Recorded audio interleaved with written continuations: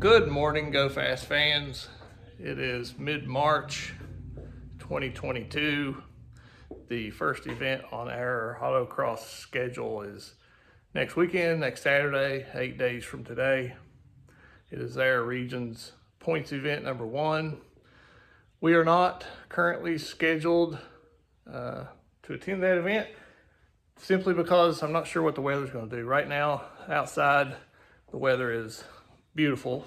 It's forecast to be in the high 70s later today, and it was in the 40s earlier this morning. But next Saturday, the forecast is only to be in the lower 30s Saturday morning, and only getting into the 50s. The go-kart is not currently tuned for those lower temperatures. I could adjust the jetting to make it work a little better in those cold temperatures, but we may just all drive the Golf, just sitting right out there, and have all three of us in the car. Not sure yet. Probably make that decision around Wednesday, see what the forecast says. But I wanted to make a little video for you to let you know what we're doing to prepare for the upcoming season. So the cart is currently in pieces for a bit of maintenance. I'll talk about that just here in a bit. Let's talk about the car first. Ashley and I and Alex, mainly Ashley, has been running this car in the street class. Really haven't done anything to it other than 200 tread wear tires. I do have a Cobb access port that we run on it when it's on the street, just daily driving, but we take that tune off for autocross days. But one thing that I've noticed with the car is that it handles very well in stock form, but it doesn't rotate sometimes and pushes into the corners just a little bit. Like I say, it's a lot of fun and does really well stock, but we're gonna put a rear sway bar on it today and see if we can't get it to rotate a little better and push it less into corners. This rear sway bar is really easy. You've just got 6 bolts. You've got the 2 on the mounting points there, and then 1 each on each of the end link points. This is an adjustable bar, so it's got different points here that changes the lever length depending on which spot you're in.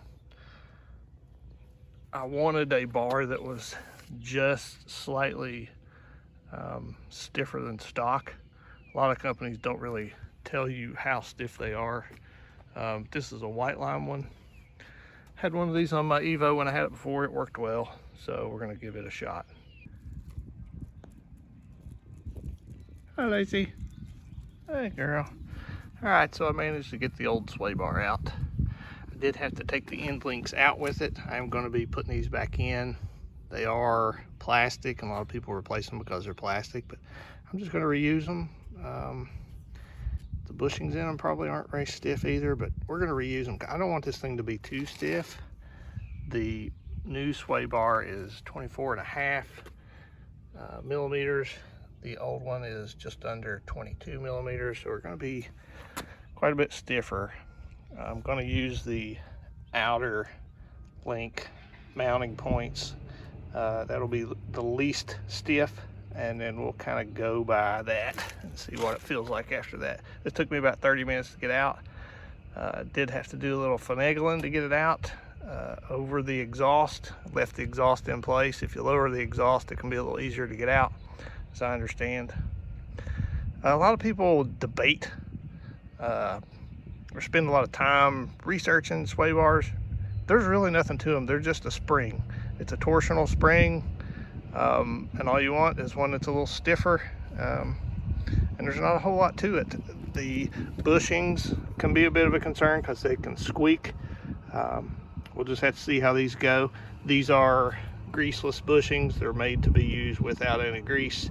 Tells you that in the instruction manual. So we'll see if I can get this new one into place and get it bolted on. Remember how I said there's like 6 bolts to hold this thing on? Well, there's like 8 because we had to take the end links off, but it didn't take long for me to break one. The end links use these triple square. It's not a bolt, but it's the piece that goes in the end link itself. and this triple square isn't very deep, probably 1/8 of an inch. It's probably not even 1/4 inch deep. And it just turned right in there when I went to take it off. The car's about 5 years old, so this is a little corroded. So I have ordered new end links. I went in the house and ordered some new end links. They're going to be here Wednesday or Tuesday. I paid for quick shipping to get them here Tuesday, so I'll be next week getting the new sway bar back on. I need to determine whether I want to drive this thing without a sway bar on it, though. That's probably not a good idea. But I got factory replacement links. They're not actual Volkswagen parts, but they're a knockoff. They should be very similar. These are starting to show a little bit of dry rot in them anyway, so we'll just get those replaced. Best laid plans. Okay, since the end link issue has put the kibosh on working on the car anymore today, let's take a look at the cart and see what we're going to do. It has been 2 years since we've done anything major to the cart, besides carb cleaning. You're running 2-stroke oil through your gas, and it tends to clog up the carburetor. So we take it apart and clean out the passages quite often, a couple times a year probably. But I really haven't had this thing apart since we bought it. I bought it used from a company called E-Shifter Cart. And I went online to get some details on those guys because the engines ran really well, since we've had it. I really haven't had any issues out of it. Really pleased with it. A guy named James O'Brien owns E-Shifter Cart, and it looks like he's actually trying to sell the trademark name E-Shifter Cart, the website. Said he's got inventory, all the go-kart parts and stuff that they sell. But he now owns a company called CKR Carts USA, which is a distributor for CKR chassis parts, I guess. Not really sure. They have a race team. CKR has a race team based out of Idaho, I guess. James had shipped me this cart from Idaho in a wooden crate. It was very well packaged. He was a good guy to deal with in email and getting this thing to me and telling me what kind of fuel to use and whatnot. And like I said, the engine's been great so far. We're going to do some maintenance to it to make sure we're in good shape for the upcoming season. So one of the things we're doing is doing a clutch inspection. You don't use the clutch when we're out on the course autocrossing, but at the starting line, this thing takes a lot of abuse. So I wanted to take it apart, inspect the clutch discs. So there's a pack of clutches in here alternating from a friction disc and a friction plate. And what you're wanting to do is check the thickness of these friction discs, because this friction material will wear as the clutch wears. So you just take your calipers and check the thickness.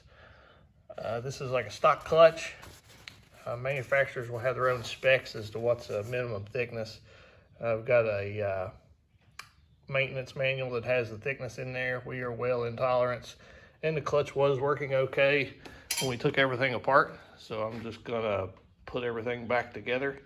You also need to check the spring height, the springs for the clutch. So you check these with a set of calipers as well. And there's also a distance that should be a minimum distance, but as those wear, they'll get a little shorter. But we're all in spec, so I'm just gonna put everything back together. I forgot something. So one other thing you want to check on these clutches is for the basket getting grooves in it. As these friction plates fit back together in here, you'll see that this plate fits in a slot here. And as you put pressure on this, it'll wear a groove into the basket out here. So you got to make sure that you don't have any grooves in your basket. And also this inner, I don't know what you call it, it'll get grooves in it where the teeth meet right there. So you want to make sure you don't have any grooves in this.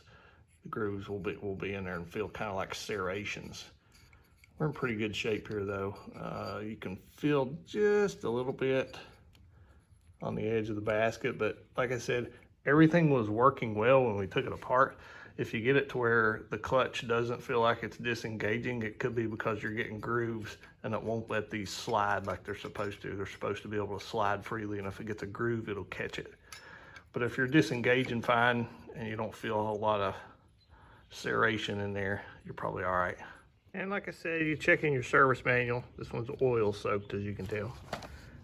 In the clutch section here, and you can see the clutch spring free length is a 39.4 or a service limit of 37.5. So you want to be under that or over that. So this one is 38. They are all around 38, so well within tolerance. When you're working on a dirt bike engine, there's a lot of aluminum parts in there, so you always want to use a torque wrench. You don't want to have nut and bolt issues like we had on the Volkswagen, so we're going to torque everything so we don't strip anything out. The specs for all these nuts and bolts are in the maintenance manual. All right, got the clutch back together, easy peasy. And in case anybody's wondering, this is not meant to be a how-to video. I'm just kind of showing you some of the stuff I'm doing for maintenance. If I miss stuff, don't comment and tell me that I missed something. I'm just kind of showing you some of the stuff I'm doing. There's other people out there that have much better how-to videos. All right, next maintenance issue is water pump seals. So the water pump fits in this bearing right here, and the seals seal the pump side from the drive side, which is back here. So this pump actually fits right here in the case. The impeller side actually comes off. There's a little nut there, and it comes off, and there is a set of seals that go in here.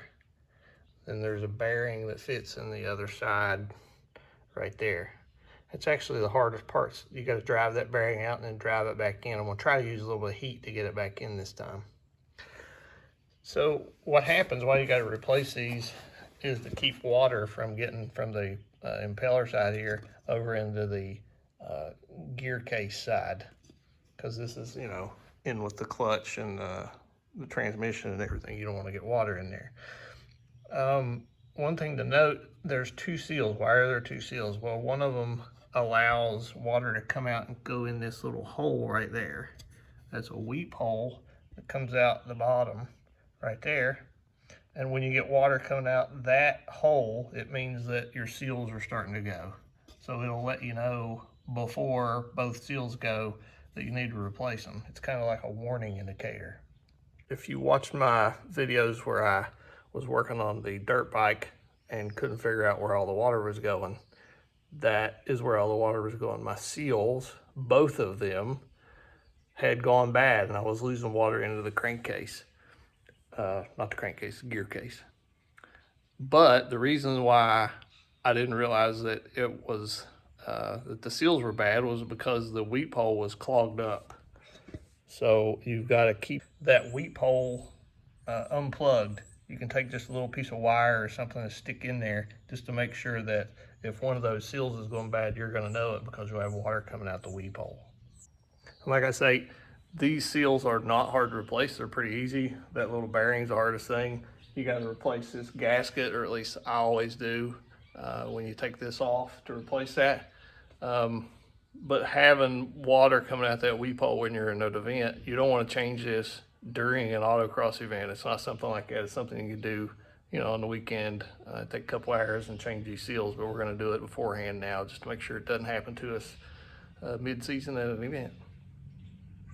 Hey guys, it's now Sunday. I got pulled away on Friday when I was working on the cart, and didn't get to work on it yesterday. It was a little windy, so I didn't want to work on a cart with the door open, but it's actually cooled down quite a bit today, so we've got the garage door shut.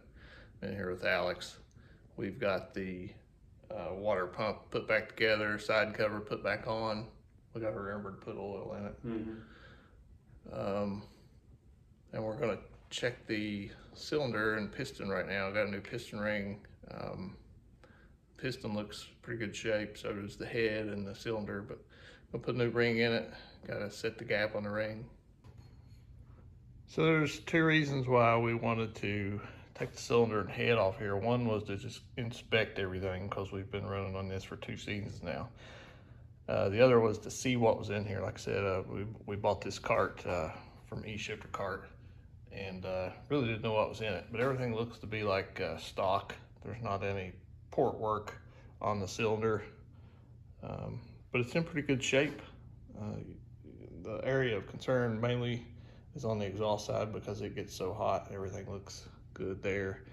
You can still see just a little, I know you can't tell in the video, but there's still a little bit of hash marks in the cylinder. The head's just stock.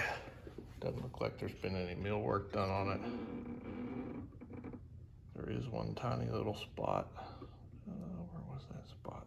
Right there. But it's not bad. Doesn't look like there's been any detonation going on. Piston, stock piston, is in pretty good shape. And again, on the piston, the main area of concern is on the exhaust side because it gets so hot. And it doesn't look bad. The top of the piston looks about like you'd expect, a little bit of carbon buildup, but in pretty good shape. So we are going to set the gap on the ring next. Show Alex how to do that. He's never done that before. And start getting the top of this put back together.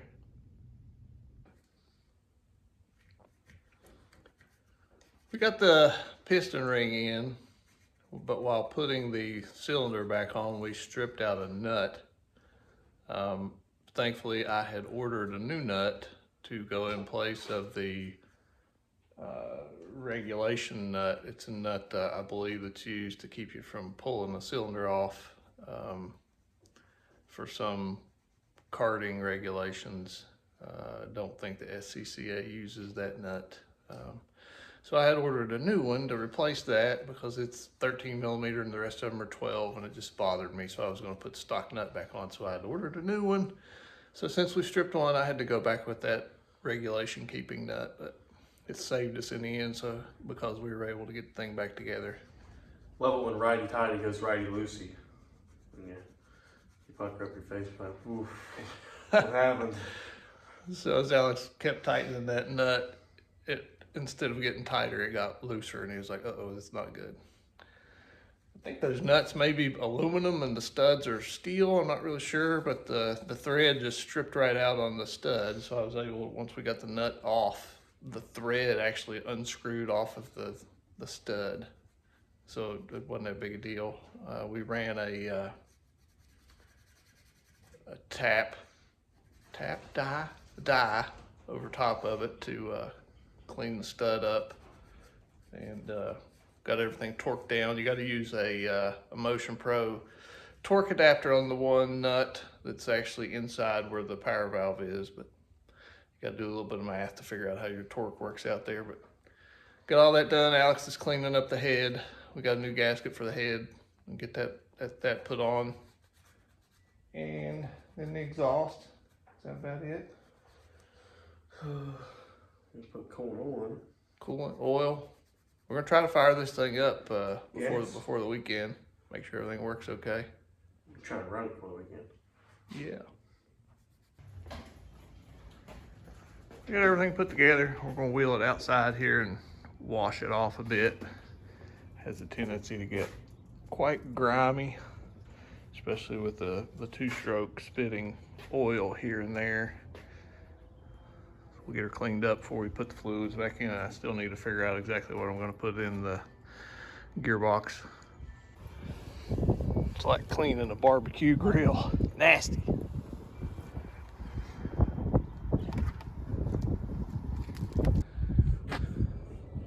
We try to keep all the parts that can get rust and oxidize coated in WD-40. I think that's the standard protocol for most kart guys. You just covered in WD-40. We still get oxidation on stuff, but you know, what are you gonna do?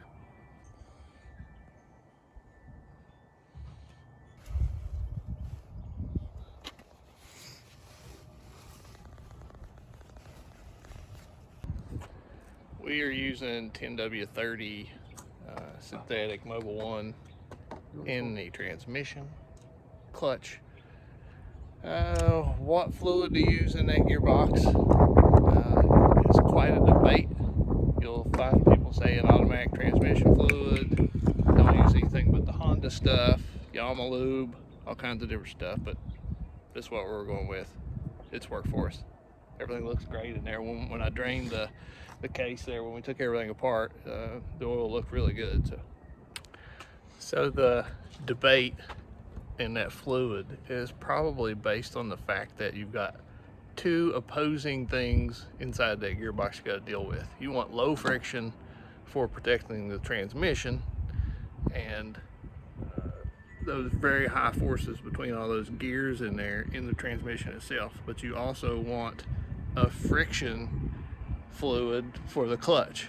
So when the clutch goes together, you want it to hold and have friction. So you've got a friction and anti-friction that you need in there at the same time. But like I said, it's a big debate. We're using regular standard motor oil 10W30 synthetic. That's what we got. Now we've got to add the coolant and we should be good to go to fire this thing up.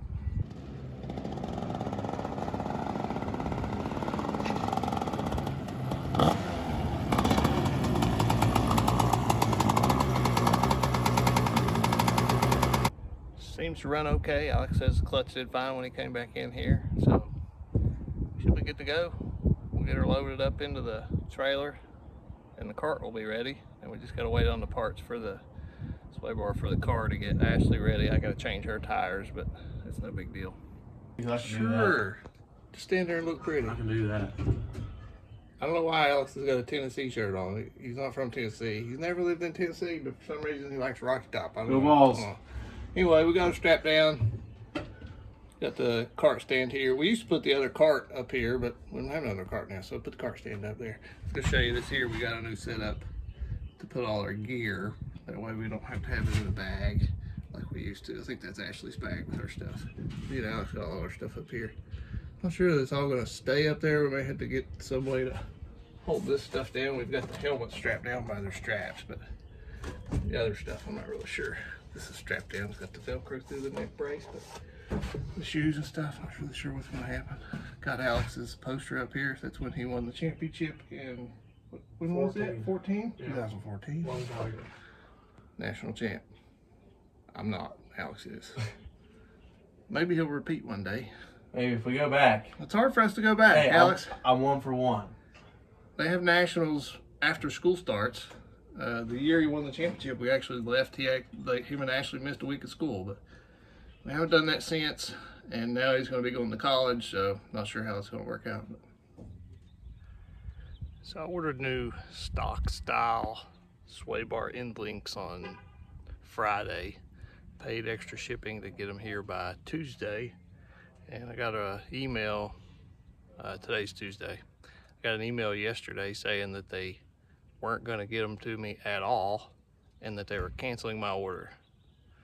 So I frantically went looking for another supplier. Ended up going with Moog end links, which I like better than the stock now that I see how they're made. I'll show you that in a bit. But I want to talk about the company that I bought these off of. They got them to me in about 24 hours, which I thought was phenomenal. They were at my house before I got home from work today. I ordered them at work yesterday. By the time I got home, they were already here, and that's Rock Auto.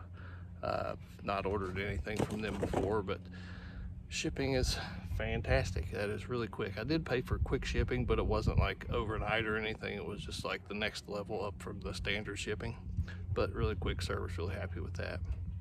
So this Moog end link is metal to start with. I've been told it's not painted. It doesn't look painted to me. I'm not going to paint them. I've just given them some WD-40. If it rusts, it'll probably just be surface rust. I'm not really that concerned about it. There's a Zerk fitting for greasing. But the one thing I like about it most is the flat area here that you use to keep the bolt steel when you put the nut on. Like I said, what I stripped on the stock one was the triple square that you use on the outside of the bolt here, and you don't have that on this unit. You use an 18mm on this flat spot on the bolt, which won't strip. It should work very well. They're made, you know, like the stock units as far as how they mount down here. So I think it's gonna work out well. Got them all mounted here. Now the hard part is getting it up under the car. We'll see how that goes. Also want to note that I did hit those Zerks with a couple shots of grease because they do not come pre-greased. Well, it's on there. Some people drop the exhaust to put this on because you gotta get it up over the pipe there. But I was able to get it on without dropping the exhaust. Took a little wiggling and the right angles, but managed to get it on. Got everything tightened up. Now we just gotta take it for a test drive, make sure it doesn't make a lot of noise and everything stays tight. And we should be ready. All right, back from a quick test drive. No weird sounds, that's good. That's kind of the one thing you look for when you're doing a sway bar. A bunch of moving parts back there. If everything's not tight and where it's supposed to be, you'll get noises. And it may make noises as things settle in, you know, as the suspension starts moving, but we'll just keep an eye on it. But it looks good for now. Didn't do a whole lot of hard turns because we had Lacey with us and she didn't have her seatbelt on. She was moving around a little bit, but we're gonna hit it as autocross and see what we think about it. Like I said, we've got it on the less stiff setting because it just needs just a touch less understeer. So hopefully we get that, but if not, we can adjust it a little stiffer and see what it does. Still haven't decided whether we're gonna take the car and the cart or just the car. The weather's still showing mid-40s all day. It's warmed up a bit in the morning. I don't think it's gonna be in the 30s any longer, but it's just gonna be cold, and I think they may be calling for rain, but we'll see how it goes.